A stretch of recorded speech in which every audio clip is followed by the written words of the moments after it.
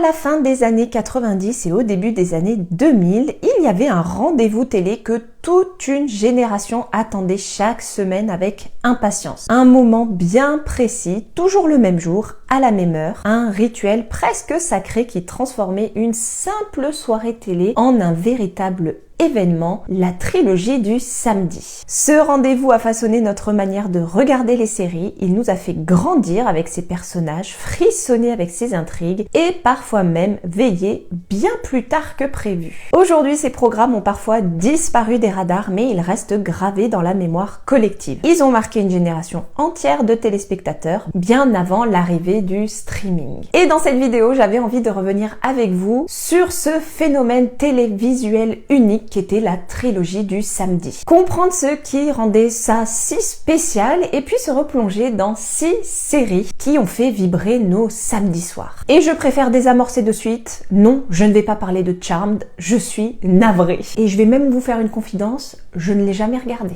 Et pour celles et ceux qui arrivent ici, moi c'est Amélie, je suis née en 1990 tout pile et j'ai donc grandi avec les années 2000. Et sur cette chaîne, on ouvre ensemble notre tiroir à souvenirs de cette fabuleuse époque. Pop culture, objets cultes, clichés, le tout dans la bienveillance et la bonne humeur. À la fin des années 90, la télévision française vivait une petite révolution pour les amateurs de séries. Et sur M6, une petite case avait attiré l'attention du public chaque semaine, la trilogie du samedi.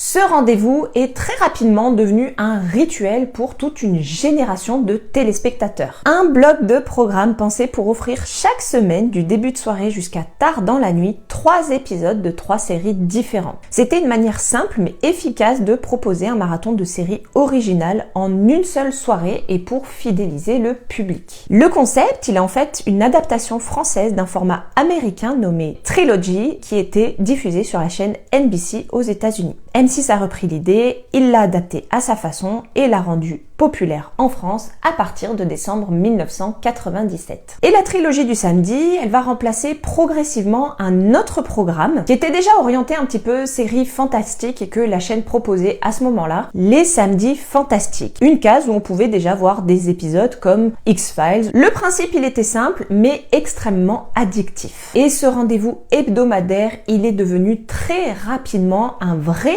rituel. À ses débuts, la trilogie du samedi, elle démarre donc en 97 sur M6, avec 3 séries emblématiques, Le Caméléon, Profiler et Dark Skies. Après quelques ajustements, c'est The Sentinel qui remplace Dark Skies dans la programmation, renforçant l'image d'un bloc de séries dynamique et mystérieuse. Et ce qui a fait le succès de la trilogie du samedi à ce moment-là, c'est qu'M6 commence petit à petit à affirmer son image de chaîne pour les jeunes, proposant des séries qui sont souvent inédites et difficiles à voir ailleurs. On a pu y découvrir une multitude de séries, ce serait d'ailleurs très difficile de toutes les citer, mais parmi elles, on pouvait retrouver notamment Charmed, Medium, Nick Cutter, NCIS ou encore Dark Angel. Et c'est finalement après plus de 10 ans d'existence que la trilogie du samedi va tirer sa révérence en 2008 avec une dernière diffusion le 13 décembre de cette année-là, marquant la fin d'un rendez-vous hebdomadaire pour plusieurs générations de fans de séries. Et même si depuis les habitudes elles ont beaucoup changé quand même avec la VOD ou le streaming, le souvenir de ces samedis à enchaîner les séries reste quand même extrêmement fort dans notre mémoire et pour celles et ceux qui ont grandi avec cette époque. Une vraie madeleine de nostalgie télévisuelle pour toute une génération. Et pour prolonger cette nostalgie, j'avais donc envie qu'on redécouvre 6 séries de la trilogie du samedi qui ont été diffusées dans le programme. Évidemment, il y en avait énormément, donc je ne vais pas toutes les citer, je vais vous citer vraiment les 6 qui moi m'ont marqué, que j'ai pu regarder, et qui pour certaines sont même l'essence même du programme. Et on va commencer avec la série qui symbolise parfaitement l'identité du programme de la trilogie du samedi, un mélange d'action, de drame, d'enquête et d'éléments surnaturels qui maintenaient le public en haleine chaque samedi soir, The Sentinel. Dans toutes les cultures tribales, chaque village avait une sentinelle. Cette sentinelle était choisie en fonction de ses particularités génétiques. Son acuité sensorielle était développée au-delà des facultés humaines connues.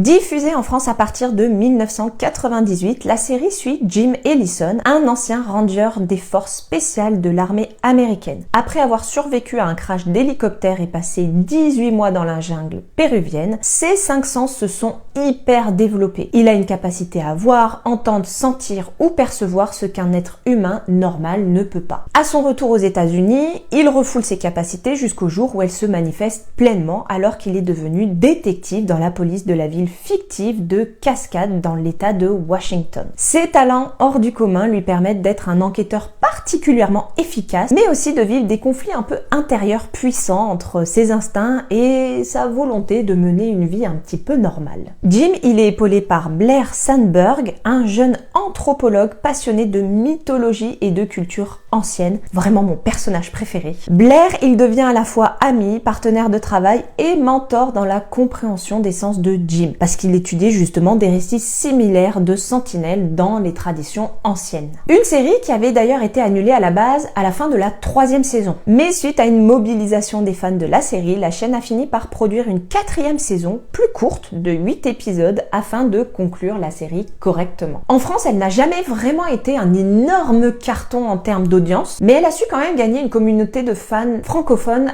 assez fidèle, et puis vraiment ça fait partie des séries qu'on cite en premier quand on pense à la trilogie du samedi, en tout cas pour ceux qui étaient là très rapidement. Pour beaucoup de téléspectateurs français, elle reste associée à cette période télé nostalgique avec un mélange d'action et de mystère qui collait parfaitement au style des samedis soirs. Une série qui aura également permis à plusieurs acteurs de la série de se faire connaître, même si la plupart n'ont pas vraiment explosé au niveau mondial, comme Richard Burgi qui joue Jim Ellison et qui est resté assez actif à Hollywood. Il apparaît notamment dans des séries populaires comme 24 heures chrono, Les Frères Scott, Body of Proof ou encore Desperate Housewives où il jouait Carl Meyer, l'ex-mari de Suzanne. Ah d'accord, tu vas t'accrocher à ce type en essayant d'avoir des sentiments parce que t'en as pas et t'es sûr de perdre au moins 5 années de ta vie. Ouais, comparé aux 12 que j'ai perdues avec toi, c'est rien.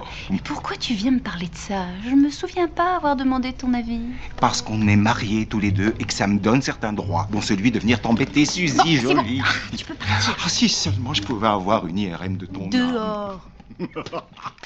Bref, The Sentinel, c'est pour moi la série visage de la trilogie du samedi. Et en parlant de série visage, il y a une autre série qui a été là dès la création du programme et qui a marqué toute une génération, Le Caméléon. Le Caméléon, c'est un mélange de drame, d'action, de thriller et de mystère avec des éléments parfois proches de la science-fiction. À l'origine, elle est diffusée sur la chaîne NBC aux États-Unis à partir de 96. Et c'est à partir de 1997 que l'on va découvrir la série sur nos écrans français et dans le cadre de la trilogie du samedi sur M6. Une série qui a cartonné puisqu'elle a été diffusée jusqu'en 2001. D'ailleurs, aux États-Unis, la série, elle a attiré plus de 10 millions de téléspectateurs par semaine. Bref, c'était un vrai carton. Côté synopsis, on y suit Jarod, un homme doté d'une intelligence exceptionnelle et d'une capacité hors du commun. Il peut apprendre très vite et simuler n'importe quel rôle professionnel, comme s'il devenait un caméléon humain. Médecin, pilote, ingénieur, photographe, au point de tromper tout le monde. Depuis son enfance, Jarod, il est retenu au Centre, une organisation secrète où il a été éduqué et conditionné pour devenir un caméléon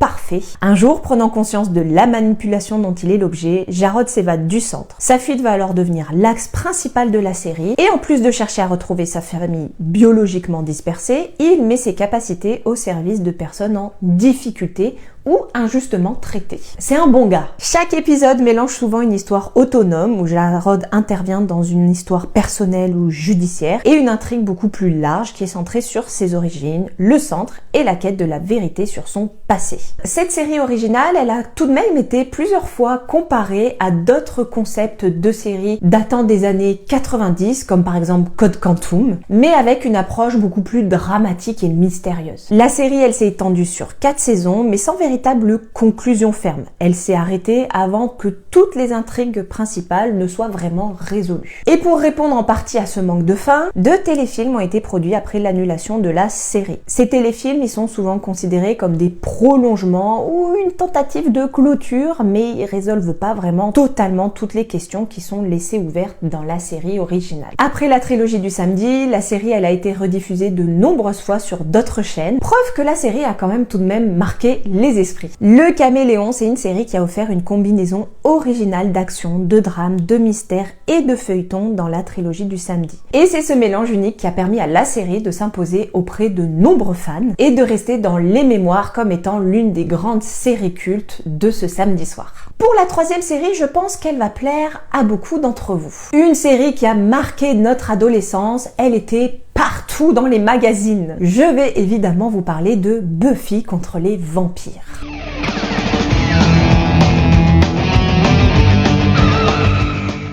Buffy, c'est une série télévisée américaine qui a été diffusée aux États-Unis à partir de 1997 et jusqu'en 2003. La série, elle compte 7 saisons et 144 épisodes et elle est devenue très rapidement l'une des séries les plus cultes et les plus influentes de la fin des années 90 et du début des années 2000. En France, Buffy contre les vampires est diffusée à partir de 1998 dans la trilogie du samedi et elle rencontre un succès immédiat. Au niveau de sa création, la série elle est directement inspirée du film Buffy, tueuse de vampires, sorti en 1992, mais qui n'a pratiquement aucun lien narratif avec lui. Whedon, l'auteur du film, voulait une adaptation plus profonde, plus adulte et plus innovante que le long métrage original. Son idée, elle était de mêler fantastique, quotidien, combat surnaturel et drame adolescent en prenant une héroïne de 16 ans qui doit affronter des monstres tout en gérant les défis classiques liés à l'adolescence. Bref, c'est cette combinaison d'éléments qui est souvent comparée à une métaphore des épreuves de l'adolescence. Les monstres représentant les peurs, les pertes, les échecs, et c'est l'une des raisons majeures de l'impact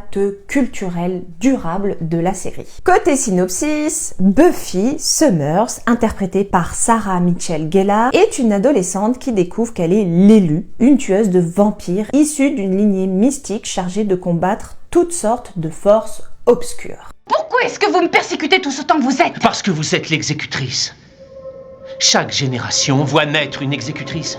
Dans tout l'univers, une fille est élue. Une fille avec la force et l'adresse pour chasser les vampires. Et pour empêcher que le mal ne s'étende, bla bla bla. J'ai déjà entendu ça. Buffy, elle s'installe avec sa mère dans la petite ville fictive de Sunnydale en Californie, construite sur une bouche de l'enfer, un point de convergence des forces démoniaques. À Sunnydale, Buffy rencontre Rupert Gill, son observateur, mentor, guide et figure paternelle, ainsi que ses amis Willow et Alex, avec lesquels elle forme le cœur du Scooby Gang, un groupe soudé luttant contre vampires, démons et autres maléfices. Et la série, elle va volontairement se terminer en 2003 avec une 7e saison conçue comme une conclusion à l'arc principal de Buffy, symbolisé par l'épisode Chosen, où le thème de l'émancipation collective des tueuses est pleinement assumé. Et ce qui distingue Buffy des autres séries fantastiques de l'époque, c'est sa profondeur thématique. Joss Whedon n'a jamais voulu faire uniquement une série de monstres. Chaque créature, chaque affrontement symbolise une dimension des épreuves humaines. Buffy, elle refuse souvent le cliché du sauvetage masculin et elle assume une image de femme forte qui agit, choisit et porte son propre destin. Buffy, elle a remporté de nombreux prix au fil de sa diffusion, notamment des Saturn Awards, des Teen Choice Awards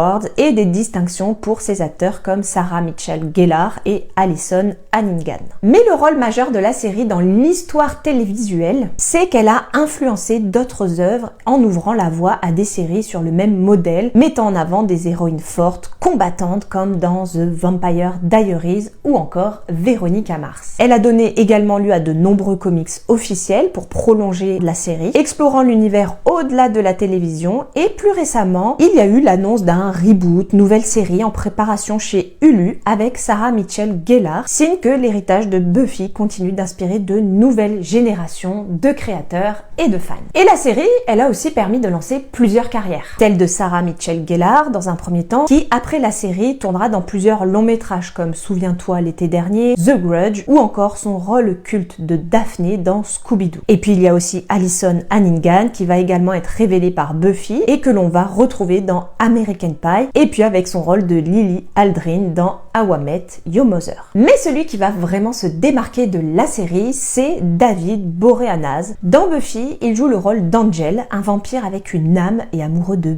Buffy, un personnage qui a eu un tel succès qu'après 3 saisons, il reprend le rôle dans la série dérivée Angel de 99 jusqu'en 2004. Et à partir de 2005, on va le retrouver dans la série Bones, une autre série à grand succès de la fin des années 2000. Bref, en résumé, Buffy c'est bien plus qu'une simple série de vampires et de monstres. C'est une œuvre qui a redéfini le genre, articulant horreur, drame et métaphore sociale avec une intelligence rare pour son époque. Une série qui a non seulement marqué les années 90-2000, mais qui aura aussi permis de lancer la carrière de plusieurs acteurs. Allez, cette fois on va passer à ma préférée de toutes, celle que j'ai vraiment adorée. Et d'ailleurs elle est disponible sur Netflix maintenant, donc il y a de grandes chances que je me refasse tout l'intégral très prochainement. Il s'agit de Smallville.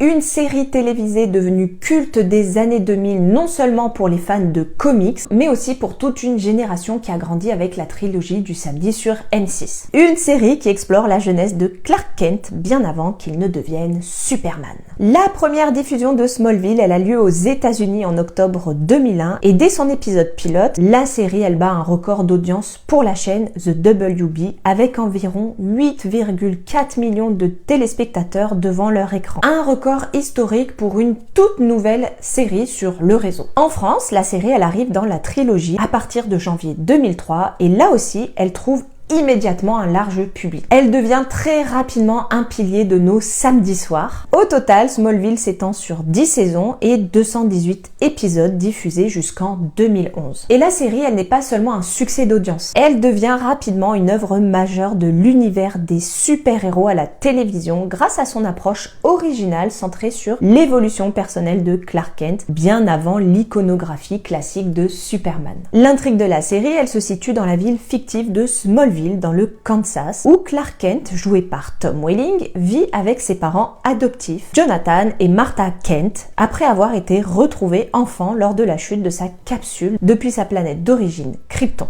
Les enfants, ça ne tombe pas du ciel, Martha. D'où est-ce qu'il peut venir alors? Je sais pas.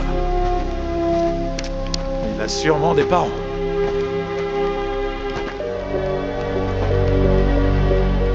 S'il en a, ils ne sont certainement pas du Kansas.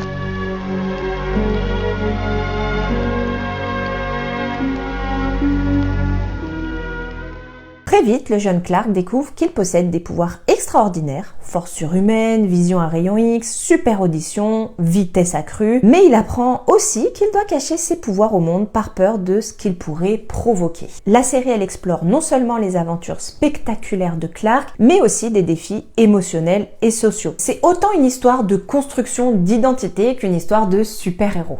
Mes yeux se sont mis à me brûler et là où j'ai posé mon regard, ça s'est mis tout d'un coup à s'enflammer. Un simple regard, tu dis? Eh oh! Je suis Clark, le gamin qui soulève des tracteurs et qui voit à travers les murs.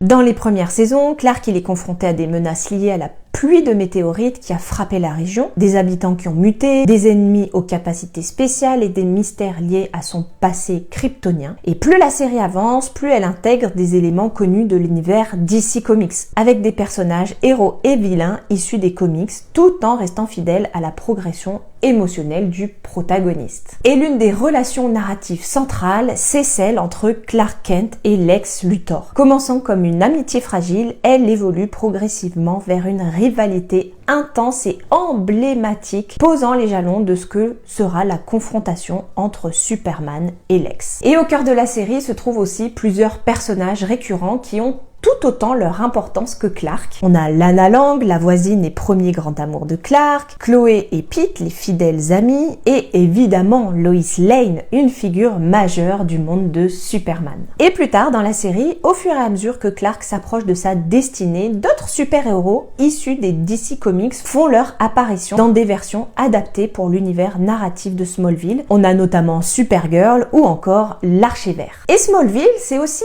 une série qui a restructuré l'approche des adaptations des comics à la télévision. Plutôt que de montrer un Superman déjà accompli avec costume et vol, elle choisit de raconter la quête de soi, les doutes, les erreurs, les relations et les responsabilités d'un jeune homme doté de pouvoirs exceptionnelle, une approche qui influencera des dizaines de séries de super-héros dans les années suivantes. Côté critique, Smallville a été salué justement pour sa réinvention du mythe de Superman, sa capacité à mêler feuilleton, drame et action, pour la façon dont elle a développé des arcs narratifs longs tout en conservant un attrait populaire immédiat. Après 10 saisons, Smallville se termine en 2011, un long parcours narratif qui permet de voir Clark Kent évoluer de simple adolescent à un homme prêt à assumer pleinement son destin de Superman. Et la longévité de la série, elle en fait non seulement une des adaptations de super-héros les plus longues à la télévision, mais aussi une référence majeure pour les autres adaptations de comics. Et le succès est tel que cela va engendrer une gamme de produits dérivés, romans pour jeunes adultes, bandes dessinées, bandes originales, goodies en tout genre, et puis on a Christopher Reeve, l'acteur iconique de Superman dans les films des années 80, qui va faire même 2 apparitions dans la série, un hommage significatif à l'héritage du super-héros et surtout qui montre l'impact réel de Smallville et de son succès. Un succès qui s'est étendu jusque dans un crossover des séries de l'Arrowverse, intitulé Crisis on Infinity Earth en 2019, diffusé aux États-Unis sur la chaîne The CW, où Tom Welling reprend son rôle de Clark Kent Superman aux côtés d'Erica Durance, Lois Lane. Une petite apparition dans la deuxième partie du crossover où il est révélé que Clark a abandonné sa vie de super-héros pour fonder une famille avec Lois. Un mini retour pour les plus grands fans de Smallville. En résumé, Smallville, ce n'est pas seulement une série de super-héros parmi tant d'autres. C'est une œuvre fondatrice qui a transformé notre manière de raconter les origines d'un héros emblématique, mêlant drame humain, aventure, science-fiction et feuilleton de longue durée, tout en marquant durablement toute une génération de téléspectateurs et que la nouvelle génération peut donc découvrir dès maintenant sur Netflix. Et ça, c'est merveilleux. Allez, nous voici maintenant en 2002 avec une héroïne emblématique de la trilogie du samedi, Alias, une série télévisée américaine d'espionnage, d'action et de thriller qui comptabilise 5 saisons pour un total de 105 épisodes. La série, elle naît de l'imagination de J.J. Abrams, connu également pour des séries comme Lost, Person of Interest ou encore Westworld.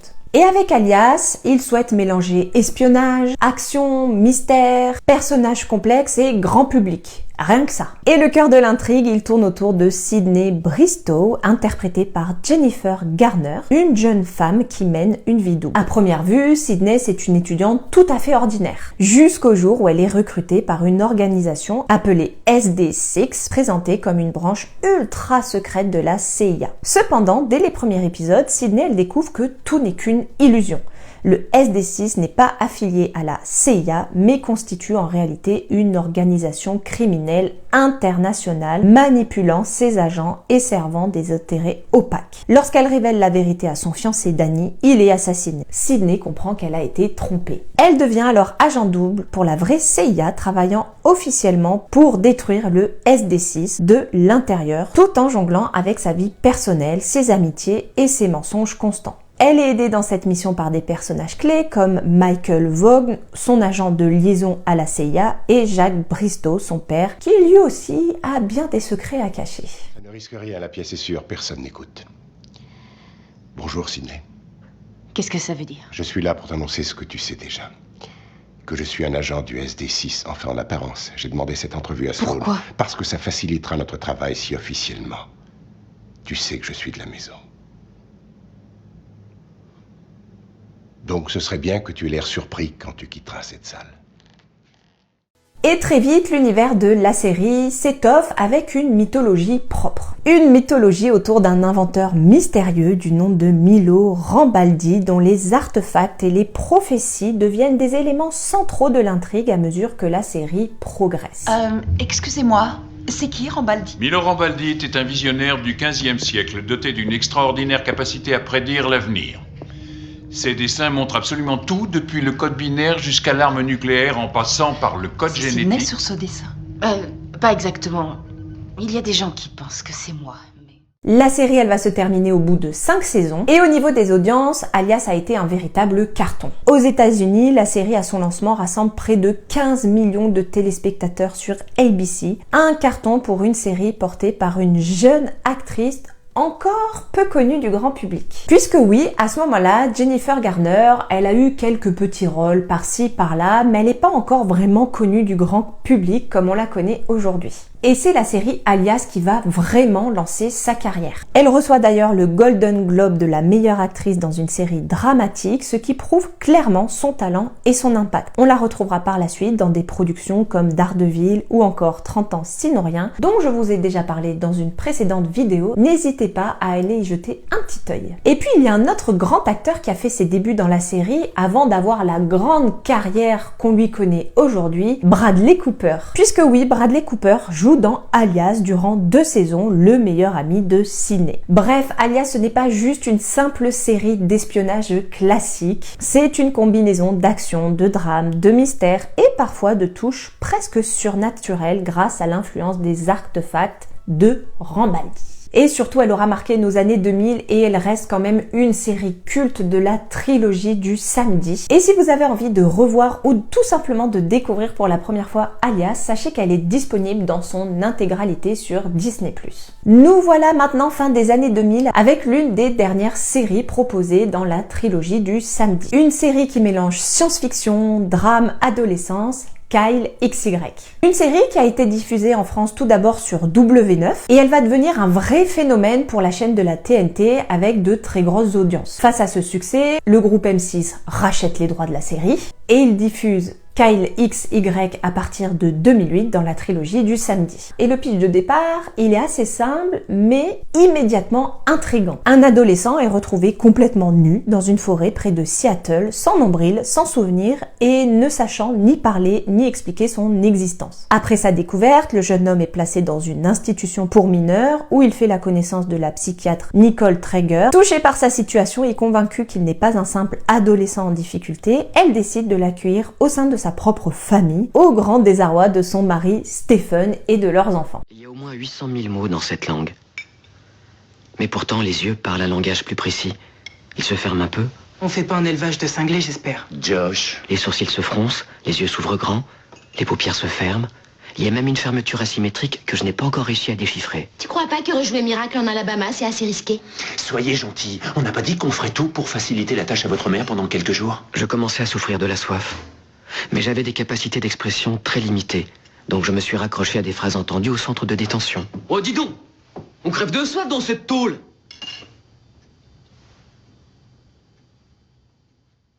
Kyle y révèle rapidement des talents extraordinaires. Il a une intelligence très supérieure à la moyenne, une capacité d'apprentissage fulgurante et des aptitudes physiques exceptionnelles, ainsi qu'une capacité à ressentir le monde différemment. Très vite, la question centrale de la série est donc « Mais qui est ce Kyle ?» Une quête d'identité qui sous-tend toute la narration. Et au fil des saisons, Kyle XY oscille entre épisodes indépendants où Kyle aide quelqu'un ou affronte un nouveau défi, et un arc narratif beaucoup plus large qui est consacré à la compréhension de ses origines, la découverte d'organisations qui s'intéressent à ses capacités et des conflits internes qu'il vit en essayant de concilier sa nature étrange et son humanité grandissante. Mais malgré un bon démarrage, la série elle va être annulée en 2009 après seulement 3 saisons en raison de baisse d'audience. Une série qui petit à petit s'est éloignée parfois du mystère central pour s'aventurer un peu plus loin dans des intrigues secondaires et des romances adolescentes. L'épisode final, il laisse plusieurs mystères non résolus et il se termine sur un cliffhanger, ce qui va provoquer une très forte déception chez les fans de la série qui espéraient une saison 4 ou au moins un téléfilm ou un film pour clôturer tout ça, mais que nenni.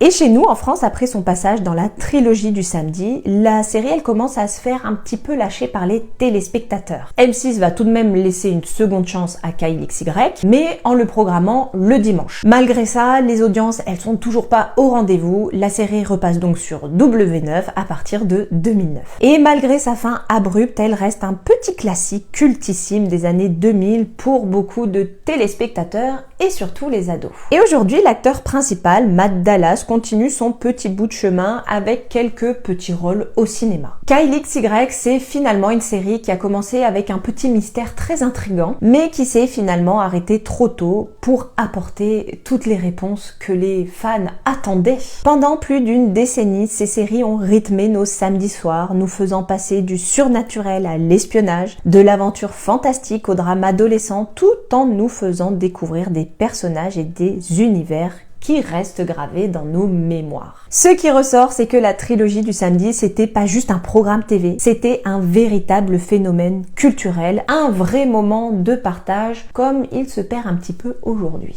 J'espère que cette vidéo vous aura plu et vous aura rappelé quelques souvenirs de vos samedis soirs. N'hésitez pas à me dire dans les commentaires quelle est la série de la trilogie du samedi qui vous a le plus marqué. N'hésitez pas également à vous abonner pour soutenir la chaîne. Et moi, je vous retrouve la semaine prochaine pour un nouveau tiroir à souvenirs de nos années 90-2000. Ciao!